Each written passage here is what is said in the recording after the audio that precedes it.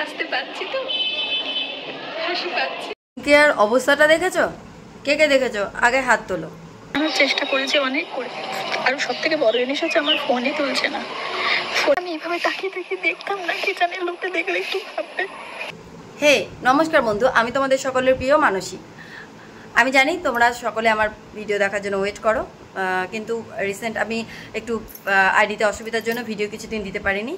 তো যাই হোক, ভিডিও ওয়াইটি অন করেই আমি দেখতে পারলাম দুদিন ধরেই ড্রিম কেয়ার যে নতুন নতুন ভিডিওগুলো দিচ্ছে সেগুলোতে সে শুধুমাত্র কান্নায় করে যাচ্ছে।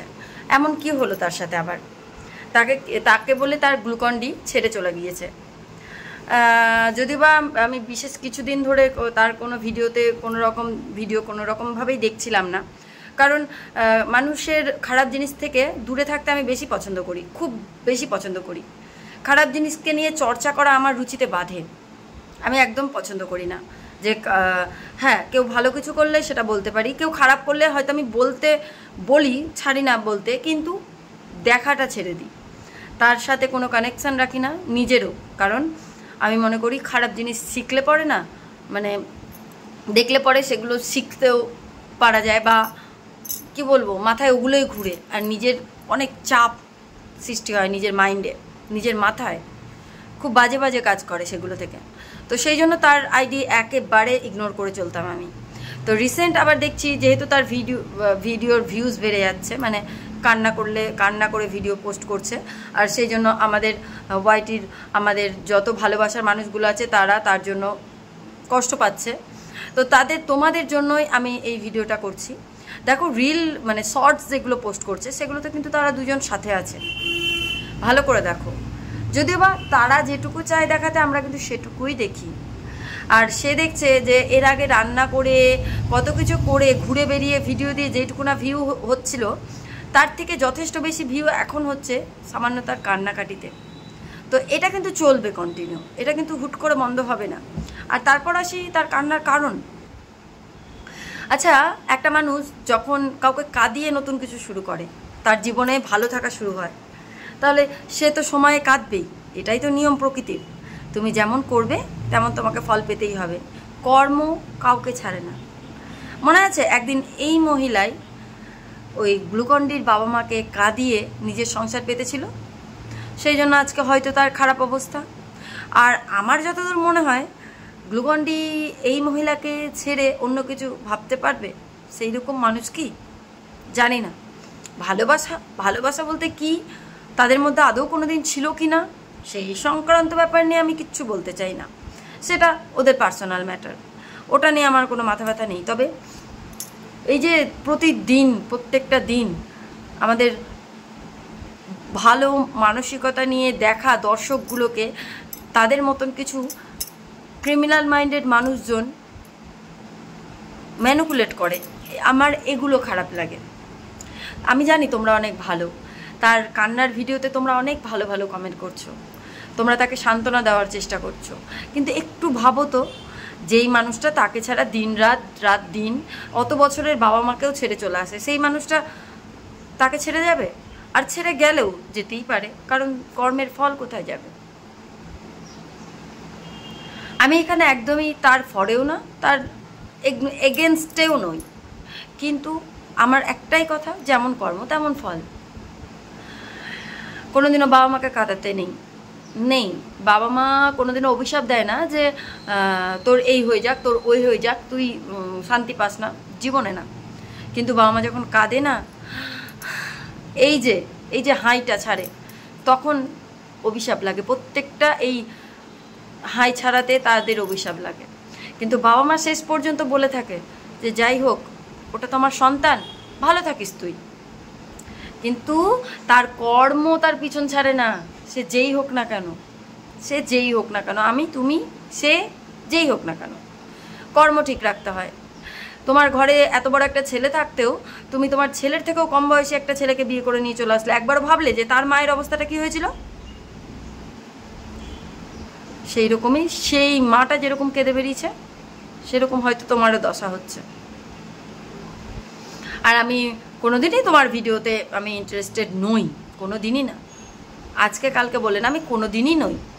তবে এখন এই যে কেঁদে কেঁদে ভিডিওগুলো করছো, তার পক্ষে বিপক্ষে আমার একটু মনে হলো আমি একটু এই দুটো কথা তোমাদের বলি। তোমাদের যদি মনে হয় যে আমি কিছু ভুল বলেছি তবে আমাকে বলতে পারো, আর যদি মনে হয় যে না আমি ঠিক বলেছি তবে ভিডিওটাকে শেয়ার করে পাশে থেকো। আর ঠিক বা ভুল যাই হোক না কেন ভিডিওটাকে শেয়ার করে দিও, কারণ সত্যি কি বলবো, এখন আবার রং বেরঙের শাড়ি, মানে সরি রং বেরং বলাটা ভুল হবে, সাদা রঙের ভ্যারাইটিস সাদা রঙের শাড়ি পরে পরে ভিডিও বানাচ্ছে, কান্না করছে, দেখে তো খুব কষ্ট লাগছে, বুকটা ফেটে যাচ্ছে। কিন্তু কি করব বলো, প্রকৃতি তো কাউকে ছাড়ে না। কোনো জায়গাতেই মন টেকাতে পারছি না। আমি পেপার দিয়ে এই যে পেপার, বৃষ্টি পড়ছে, ফোনটা ভিজে যাচ্ছে, আমি পেপার দিয়ে সবকিছু ভুলে গিয়ে কিন্তু শেষে এসে পারলাম না। সবকিছু পুরো শ্মশান লাগছে, পুরো শ্মশান। ভালো লাগছে না, নিরিবিলিতে বসে আছি চুপ করে। বৃষ্টি পড়ছে, ঝিরি ঝিরি বৃষ্টি পড়ছে, ফোনটা ভিজছে। অনেক করে ওকে বোঝানোর চেষ্টা করেছি, অনেক করে। আর সব থেকে বড় জিনিস হচ্ছে আমার ফোনই তুলছে না, ফোন একদমই তুলছে না।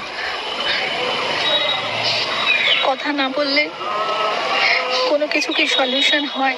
কথাতেই সব কিছু সলিউশন হয়, তাই না? কি হয়েছে, কেন, কি কারণ, কথা না বললে আমি কি করে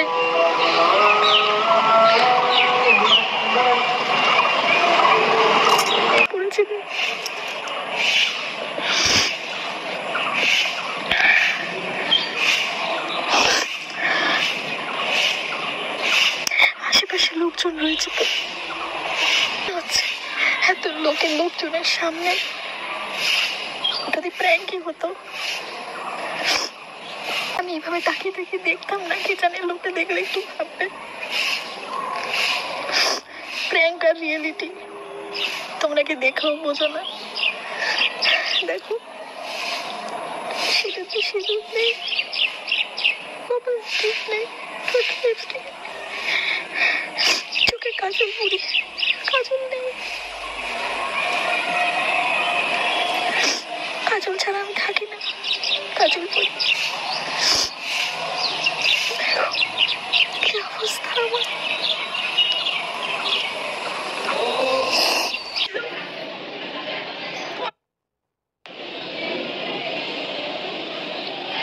হাসার চেষ্টা করছি,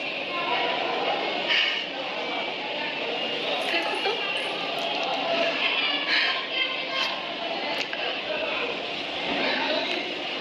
পাচ্ছি তো, হাসি পাচ্ছি আমার।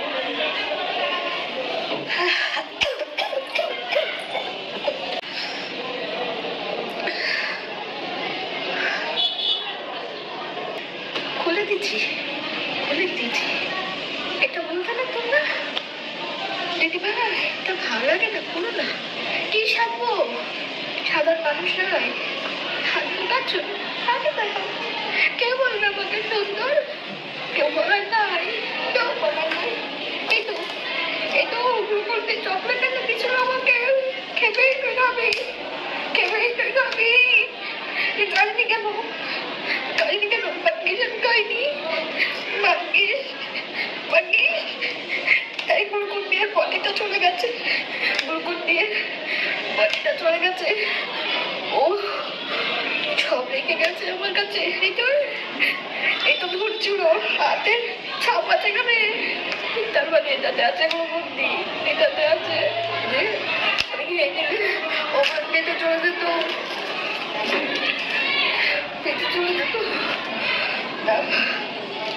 আচ্ছা তো